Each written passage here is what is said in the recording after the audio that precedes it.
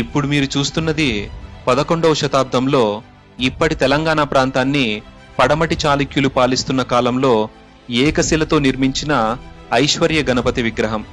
దాదాపు 30 అడుగుల పొడవు, 25 అడుగుల వెడల్పుతో ఈ విగ్రహం ప్రపంచంలోనే అతిపెద్ద ఏకశిలతో నిర్మించిన గణపతి విగ్రహంగా భావించబడుతోంది. ఈ విగ్రహం చెక్కడానికి ఉపయోగించిన రాయిని జియలాజికల్ గా సైనోగ్రెనేట్ లేదా ఆల్కలీ ఫెల్స్పార్ గ్రెనేట్ అని అంటారు. ఈ రకానికి చెందిన రాయి మన తెలంగాణ ప్రాంతంలో ఎక్కువగా దొరుకుతుంది. ఈ రాయి చూపిస్తున్న టెక్స్చర్ ని పార్ఫరైటిక్ టెక్స్చర్ అని అంటారు. ఈ విగ్రహం తెలంగాణలోని నాగర్ కర్నూల్ జిల్లా తిమ్మాజిపేట మండలంలో ఉన్న ఆవంచ అనే గ్రామంలో ఒక పొలంలో ఉంది. ఈ రాజ్యాన్ని పాలిస్తున్న రాజు చనిపోవడం వల్ల ఇక్కడ జరగాల్సిన నిర్మాణాలు ఆగిపోయి ఈ విగ్రహం ఇలా ఉండిపోయింది. దాదాపు 1100 సంవత్సరాల నుండి ఈ విగ్రహం ఎండకు ఎండుతూ, వానకు తడుస్తూ, విరిగిపోతూ తన రూపును కోల్పోతూ ఉంది.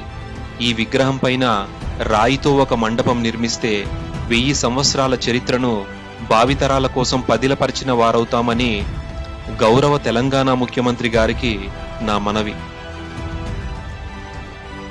మరొక అద్భుతమైన ప్రాంతంలో మళ్ళీ కలుసుకుందాం. అంటిల్ దెన్, మీ జియో ఎక్స్ప్లోరర్ నవీన్ గుట్టూరు.